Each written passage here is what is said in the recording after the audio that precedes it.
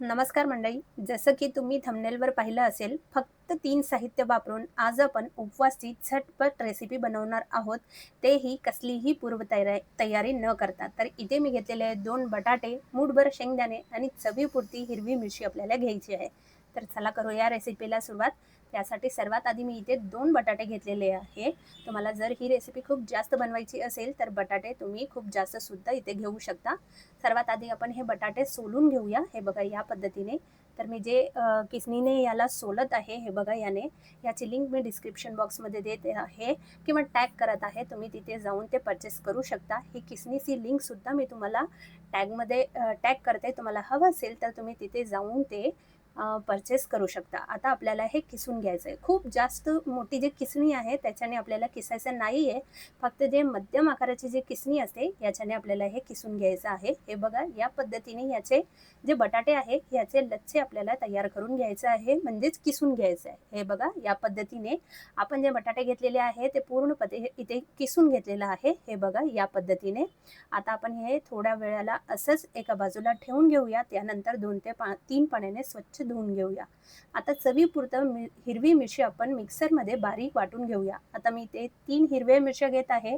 तुम्ही तुमच्या आवडीप्रमाणे किंवा कमी किती जास्त तुम्ही हे पदार्थ बनवणार आहोत त्याकरता तुम्ही हे हिरवी मिरची घेऊ शकता. इथे मी 3 हिरवी मिरची घेतलेले आहे. छान मिक्सरमध्ये हे वाटून घेतलेलं आहे. तुम्हाला हवं असेल तर तुम्ही याचा ठेचा सुद्धा बनवून घेऊ शकता. हे बघा या पद्धतीने. आता आपण हे एका बाजूला ठेवून घेऊया आणि जे बटाटे आपण किसून घेतलेले होते हे बघा याला मी आधी 2 ते 3 पाण्याने स्वच्छ धुवून घेतलेलं होतं. त्यानंतर हाताच्या मदतीने याचे जे एक्स्ट्रा पाणी आहे याचं आपल्याला हे पिळून काढायचं आहे.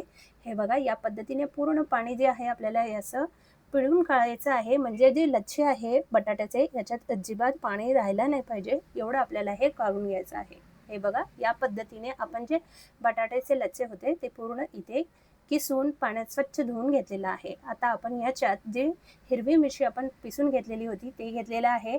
आता आपण इथे शेंगदाण्याचा कूट, भाजलेल्या शेंगदाण्याचा कूट एक 3 ते 4 चमचे घेतलेले आहे. चवीपुरतं मीठ ॲड करायचं आणि याला आपल्याला छान असं मिक्स करून घ्यायचं आहे. आता आपण ह्याच्यात कोणताही पदार्थ वापरणार नाही आहोत. जर तुम्ही उपवासाला जिरे खात असाल तर जिरे ॲड करू शकता किंवा तुम्ही उपवासाला कोथिंबीर खात असाल तर ते सुद्धा तुम्ही ॲड करू शकता. मी इथे काहीही वापरलेलं नाही आहे. फक्त 3 साहित्य वापरून आज आपण ही रेसिपी बनवणार आहोत. आता तव्यावर आपण मी तुम्हाला व्हिडिओमध्ये दाखवते त्याप्रमाणे छोटे-छोटे असे याचे गोळे तयार करून घ्यायचे आहे. हे बघा असं हाताने हलक्या-हलक्या हाताने आपल्याला हे थापून घ्यायचं आहे. हे बघा या पद्धतीने. खूप जास्त आपल्याला जाड करायचं नाहीये किंवा खूप जास्त पातळ सुद्धा नको आणि खूप जास्त मोठे सुद्धा नको. अगदी मध्यम आकाराचं आपल्याला हे थापून घ्यायचं आहे. त्यानंतर कडेकडेला आपण 1 चमचाभर असं तेल इथे ॲड करून घेऊया. तुम्हाला हवं असेल तर तुम्ही तुपाचा सुद्धा वापर करू शकता. आता एका बाजूने छान व्यवस्थित ब्राऊन होईपर्यंत आपल्याला हे भाजून घ्यायचं आहे. मी याला थोडंसं सरकून घेतलं होतं म्हणून हे या बाजूला आलेला होता.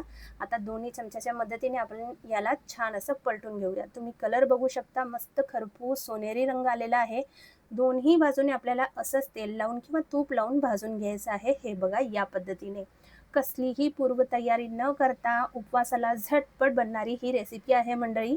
तर आजची रेसिपी तुम्हाला जरा जरी आवडली असेल तर प्लीज एक लाईक करायला विसरू नका आणि तुम्ही कोणत्या देशातून, कोणत्या राज्यातून किंवा कोणत्या प्रदेशातून ही रेसिपी बघताय मला कमेंट करून नक्की कळवा, म्हणजे मी तुमचे आभार मानू शकेल. आता ही जी रेसिपी आपण बनवलेलं आहे याला आपण दह्याबरोबर सर्व करू शकता किंवा चहाबरोबर सुद्धा खाऊ शकता.